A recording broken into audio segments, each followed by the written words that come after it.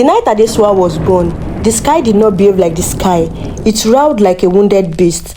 Thunder cracked around Oloun kingdom again and again, but no rain followed. The red earth remained dry, and as if the clouds were holding their breaths. Inside a crumbling mud hut at the edge of the forest, a woman screamed into the dark.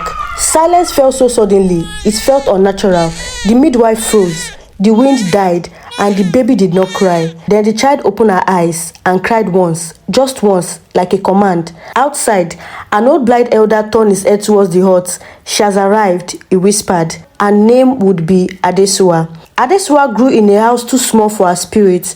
The walls were cracked, the roof leaked. Hunger visited often, but love lived there louder than poverty. Her father Tunde had hands hardened by soil that did not belong to him.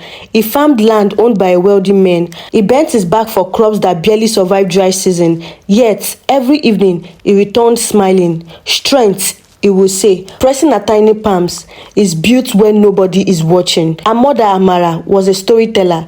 Under moonlight, she painted pictures with her voice. Queen who led armies, women who broke traditions, spirits that tested courage. Adesuwa did not know it then, but those stories were seed. It began with coughing, then fever, then silence. The sickness moved like smoke. You could not see it, but you could feel it has entered your house.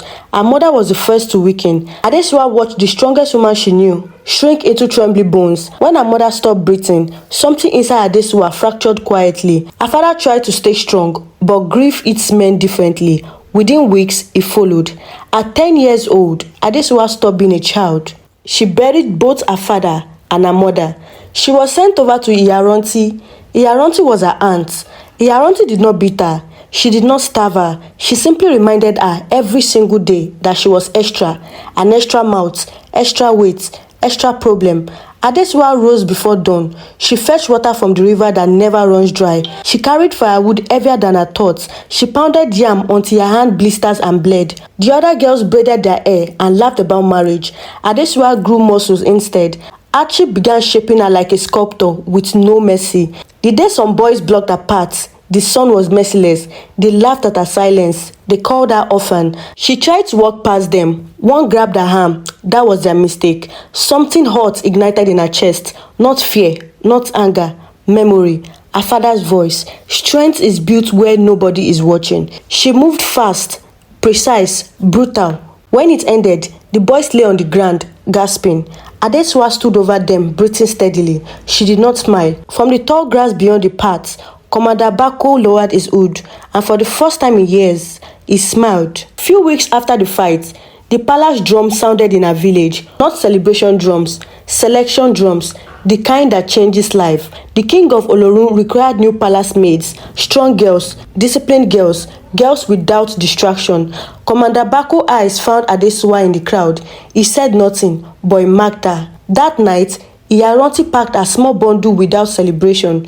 "You will eat better there," she said. No hugs, no tears. Adesuwa did not cry. She had learnt that tears were a luxury. The palace of Oloun rose from the red earth like carved thunder. Massive wooden pillars attached with ancestral battles. Bronze doors, heavy as history. Guards did not smile.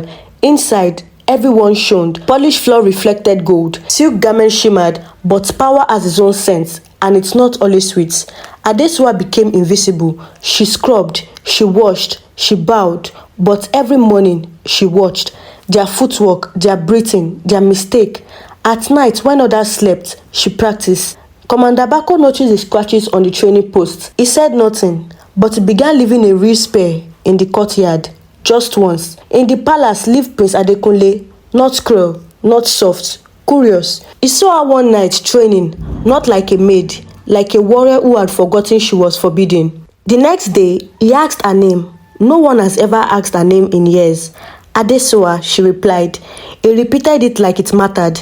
Rumors began to grow, and rumors are more dangerous than sword. One of the warriors did not like what he saw. A woman training, a prince watching, change approaching. He reported that to the council. She trained in secret. She disrespects traditions. She forgets her place. The king listened silently. Bring her into the training ground tomorrow, the king finally said. Let her prove herself. Shock rippled around the chambers. The entire palace gathered. Warriors, servants, nobles, even villagers outside the gates.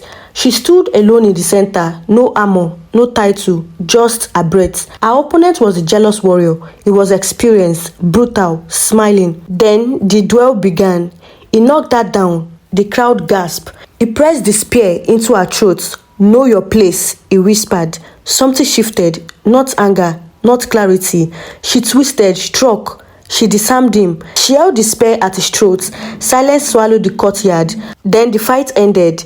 Before the king could speak, war horns sounded from beyond the walls, not oloun horns, the enemy horns. The gate exploded inwards. Chaos erupted. There was no duel now. This was war. Adesuwa did not hesitate. She fought, not to prove a point, but to protect. Commander Bako fought beside her for the first time as an equal. An enemy blade pierced Bako's side. Rage ignited inside her like wildfire. She cut through the enemy like thunder through sky. The invaders retreated. The courtyard burned, but Oloun still stood. Commander Bako survived, barely. The king stood before the people and before her. You fought not as a maid, the king declared. You fought as Oloun itself. He turned to the council. Tradition protects us, but fear limits us. He lifted a spear and placed it in her hands. From this day forward, Adesuwa is now a warrior of Oloun, the first woman to bear its spear. Years later, the enemies heard the drums of Oloun. They did not ask about the king. They asked one question. Is the Thunder Daughter leading them? Power does not remove enemies. It reveals them. Some warriors bowed to her title. Others hated it. The same warriors she defeated in the public carried shame in silence. Shame turned into revenge when pride is weak. He began spreading rumors. She won because the gods favors her. She won because Bako trained her secretly. Rumors are poison, and poison spread fast. One night, as Adesuwa returned from training, she felt eyes watching her. 3 masked men warriors surrounded her. No warning, no honor. They attacked with intent to kill. One slashed her shoulders deeply. Blood stained her armor. Pain almost broke her focus. She fought back with controlled rage. Disarmed one, knocked another unconscious. The third tried to flee. She threw her spear. It pinned him to the wall. When the marks fell off, it was the jealous warrior. He did not speak. He did not beg. He just stared at her. She spared his life not because he deserved mercy, but because killing him would make her what he already was. The council did not punish the attacker publicly. They feared division. They feared change. Instead, they assigned her dangerous missions. Missions meant to test or eliminate her. She accepted everyone. She fought bandits in deep forest. She rescued captured traders. She defended border villages like raiders. Each battle had in her. Every scar told a story. Commander Bako, a silent mentor, was injured severely during a border conflict. Adesuwa dragged him out of danger herself. You must lead, he whispered. I am still learning, she replied. He smiled. Leadership begins when doubt remains, but duty moves anyway. Bako survived, but he stepped back from leadership. The king observed quietly. The council observed carefully. The warriors observed cautiously. She began making decisions, strategic decisions, bold decisions. She trained new recruits herself, especially young girls who watched her like a living prophecy. Some elders protested, war is not a woman's destiny. She replied calmly, war is not owned by men either. Years passed. Oloun kingdom expanded. Power attracts envy. A coalition of enemy kingdoms united against them. They attacked with thousands, not raid, an invasion. The king ordered defense. Adesuwa did not wait for defense. She led the counter-attack. The battle lasted hours. Spears broke. Shields shattered. Blood soaked the red earth. At one point, she was surrounded. Dozens of enemies circled her. She fell to one knee for a second. Silence. Then the warrior of Oloun pushed through to protect her. She rose again and charged. When the enemy leader fell, the war ended. The king stood before the army. He removed the symbol of warrior command and placed it around her neck. You are no longer a warrior. You are the leader of warriors. The council no longer resisted. They respected. Years later, young girls gather around fires, not to hear about queens of the past, but to hear about her. A girl asked, were you ever afraid? Adesuwa smiled. Yes, fear never leaves, but courage speaks louder. She was born in poverty. She survived loss. She fought betrayal. She led armies. She became the first female warrior of Oloun, and now she is the story.